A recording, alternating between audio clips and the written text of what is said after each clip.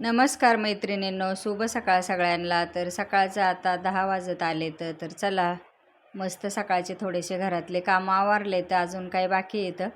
तर आज थोडंसं निवांतच चाललेलं आहे. तर आज आहे सोमवार. सोमवारच्या खूप सगळ्यांना शुभेच्छा. आणि सकाळी सकाळी इथं देवपूजा वगैरे माझी करून घेतलेली आहे. तर मस्त फुलं वगैरे होते थोडेसे घरामध्ये, तेच फुलं मी वाहून घेतले देवाला आणि मस्त इथं दिवाबत्ती करून झालेले. तर असं सकाळचं खूप छान आणि एकदम चांगलं वाटतं, त्याच्यामुळं मग मला ते आवडतं. तर चला मग सकाळी सकाळी आज ते काम आवरून घेतले. त्याच्यानंतर आज मस्त एक रेसिपी तुमच्यासोबत शेअर करते. याच्या आधी पण केलेली आहे. तर ही शेवग्याची शेंग कशी बनवते मी, तर तुम्हाला पाहायला आवडेल का? तर दाखवते मी तुम्हाला कशी बनवते ती.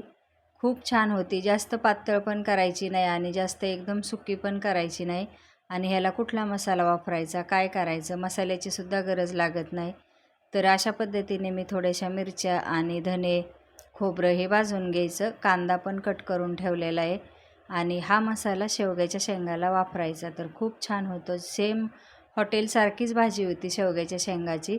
तर जास्त पण गरम मसाला वापरायची गरज नाही. फक्त कांदा, लसूण हे व्यवस्थित भाजून घ्यायचं. आलं जर असेल तुमच्याकडं तर ते सुद्धा तुम्ही टाका. खूप छान त्याची पण टेस्ट उतरते भाजीमध्ये. तर आता इथं मी बाकीचे मसाला भाजून घेतला. खोबरं, धने, हिरवी मिरची पण असं टाकायची असेल तर टाकू शकता 1-2. पण मी लाल मिरची वापरलेली आहे. तर इथं शेवग्याच्या शेंग मी शिजवून घेतली. त्याच्यामध्ये हळद, मीठ टाकून मस्त शेंगाची उकड करून घेतलेली आहे. तर आता इथं तवा गरम झाला तर कांदासुद्धा चांगला भाजून घ्यायचा. इकडं आधी मी सगळं भाजून घेतलेलं आहे. थोडेसे त्याच्यामध्ये मी फुटाणे पण टाकले. तर खोबरं हे सगळं टाकून मिक्सरला बारीक करणार आहे. तर हा मसाला तुम्ही घरातसुद्धा करून ठेवू शकता फ्रीजमध्ये. तर 4-5 भाज्या जरी भाज्याचं करायचं झालं ना तर करून ठेवू शकता, की 5 भाज्या तरी होतील अशा पद्धतीने, थोडासा जास्तीचा. तर टिकतो 4-5 दिवस. आता हा मसाला मी बारीक करून घेतला आणि बाकीचा मसाला डब्यामध्ये भरून ठेवलेला आहे राहिलेला. कारण एवढा मसाला काय वापरायचा नाही आणि नंतरच्या भाजीला तो होईल. थोडासा घरातला एक अर्धा चमचा मी मसाला टाकला आहे. घरगुती जो मसाला असतो ना तो, नाही तर जास्त मसाला मी वापरत नाही ह्या भाजीलासुद्धा. तर हळद पण थोडीशी टाकून घेतली आणि धने तर बघितलेच तुम्ही, अख्खे धने वाटायला टाकलेले आहेत भाजून. आणि जी शेंग उकाडली शेवग्याची ती टाकून घ्यायची. थोडंसं पाणी टाकून घ्यायचं. पाणी तुम्ही गरम पण टाकू शकता किंवा आपलं मिक्सरच्या भांडं जरी विसळून टाकलं ना तेवढंसंही पाणी पुरेसं आहे. तर ही शेंग चांगली शिजवून द्यायची. जवळजवळ 80% शेंग शिजवून द्यायची. आधी उकडून द्यायची, नंतर राहिलेली थोडीशी 10% आपली भाजीमध्ये शिजेल. चवीनुसार मीठ टाकून घेतलं आणि मस्त इथं आता आपला शेवग्याची एकदम अशी लपथपी भाजी तयार झालेली. जास्त पातळ पण नाही आणि जास्त सुकी पण नाही. पण आता हे थोडीशी मी शिजू देते, नंतर दाखवते. तर आता इथं छानपैकी शेवग्याची शेंगाची आपली मसाला भाजी शिजलेली. तर शेवगा मसालाच म्हटलं तरी चालेल. खूप भारी झालेला आहे आणि खूप छान झाला होता. तर अशा पद्धतीने दुपारी शेवगा मसाला बनवला. तर आता हे झालं सकाळचं जेवण म्हणजे दुपारचं. त्याच्यानंतर मग सोमवार असल्यामुळं आज बाजार पण आहे. तर मग शेवग्याची मी शेवगा मसाला बनवून घेतला. त्याच्यानंतर मग चपात्या त्याच्यासोबत दुपारच्याला. कारण सकाळी कधीतरीच भाकरी बनवतो, नाही तर मग चपात्याच असतात दुपारी. तर अशा पद्धतीने इथं स्वयंपाक माझा आता दुपारचा आवरत आलेला आहे. स्वयंपाक झाल्याच्या नंतर मग किचनचा पसारा तर सगळ्यांनाच माहिती महिलांना. तर किती पसारा होतो सकाळपासूनची. चहाचे भांडे, स्वयंपाकाचे भांडे, त्याच्यानंतर मग सगळा पसारा पुसणं हे चालूच असतं. मग आज सोमवार असल्यामुळं मग आज सोमवारच्या बाजारालासुद्धा मला जायचं आहे. आणि बाजार आहे पण तो आज जो बाजार येतो आहे सोमवारचा तो गुढीपाडव्याचा येत आहे. तर गुढीपाडव्याला पण आपल्याला काय काय लागतं घरामध्ये ते सुद्धा मी आज आणणार आहे. तर म्हणलं चला बाजारात जायच्या अगोदर मी इथं कुकर लावायला घेतलेला आहे. तर वरण भात बनवते म्हणजे कुकर लावून ठेवते. तोपर्यंत इकडे टोमॅटो वगैरे मी धुवून कट करून टाकलं डाळीमध्ये. मिरचीसुद्धा घेतलेली आहे. तर त्याच्यामध्ये मीठ टाकून कुकर लावून घेते. म्हणजे काय होईल, माघारी येऊसपर्यंत बाजारातून म्हणलं कुकर पण चांगला थंड होईल. मग जरी उशीर झाला बाजारातून यायला तरी पण आल्याच्यानंतर वरणला फोडणी देता येईल.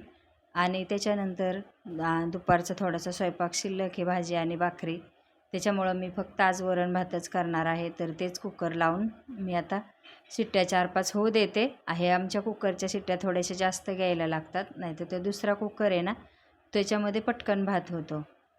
तर म्हणलं चला कुकर लावून थंड पण होईल येईपर्यंत, मग आल्यावर काय गडबड होत नाही. कारण बाहेर जायचं म्हणलं तर घरातली पण थोडीशी स्वयंपाकाची किंवा कुठल्याही कामाची तयारी करूनच जायला लागतं.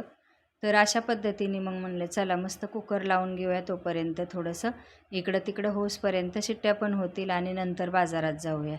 तर सोमवारचा बाजार आहे आणि आता पाडव्याचा बाजार आहे. तर पाडव्याचंसुद्धा काय वाटलं तर घेऊन येता येईल, कारण असं तर मिळत नाही बा इथं नेहमी बाहेर, पण बाजारच्या दिवशी सगळ्या गोष्टी मिळतात. त्याच्यामुळं मग आम्हाला सोमवारच्या बाजारामध्ये जायलाच लागतं.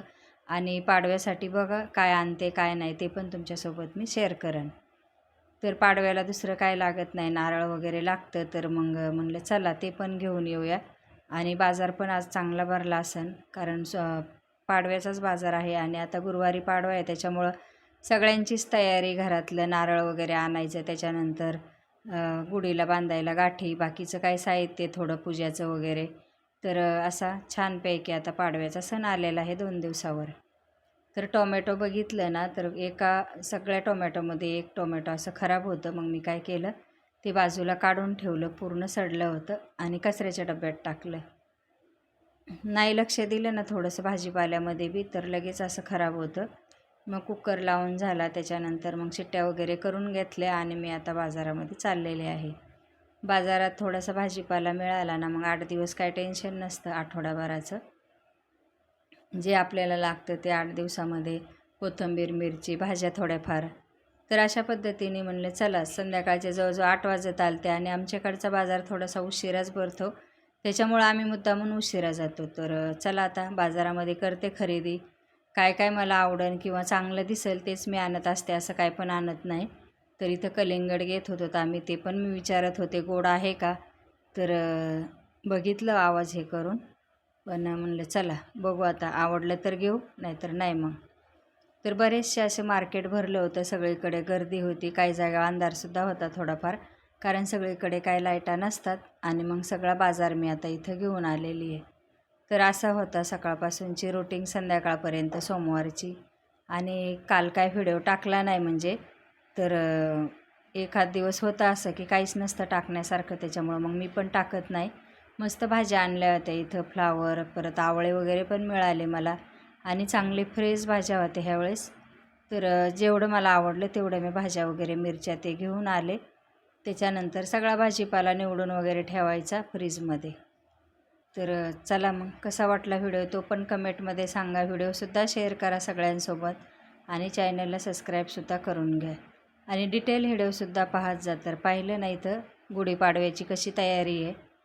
तर कुठल्याही सणाला आधीच 1 ते 2 दिवस तयारी करायलाच लागते, कारण ज्या दिवशी सण असेल त्या दिवशी काय बाहेर पडता येत नाही. त्याच्यामुळं आधीच 1-2 दिवस माझी तर असतेच. तर आता इथं गुढीला उभा राहायला इथं गाठी आणली, आमच्याकडे ह्याला गाठीच म्हणतात. आणि नारळसुद्धा आणलेले आहे. त्याच्यानंतर हे वैष्णवीचे कानातले आणलेत तिने. आणि मी थोडासा भाजीपाला घेऊन आले, मला जो चांगला दिसला तेवढाच आणला. तर असं होतं सोमवारच्या बाजारातलं सामान आणि थोडीशी पाडव्याची तयारी, म्हणजे जे आपल्याला वस्तू लागतात ती. त्याच्यानंतर खाऊसाठी शेवपुरी आणली होती, एकच पॅकेट आणलं होतं, मग आम्ही तेच खाल्ली सगळ्यांनी थोडी थोडी. तर आता खाऊवाल्यापाशीसुद्धा खूप गर्दी, वडापाववाल्यापाशी, आणि महागसुद्धा झाले, कारण गॅसचा प्रॉब्लेम झाल्यामुळं मग इकडे यांच्या महागाया वाढलेल्या आहेत. तर पाणीपुरीवाल्यापाशीसुद्धा पाणीपुरी मिळत नव्हती. तर चला मग परत भेटूया.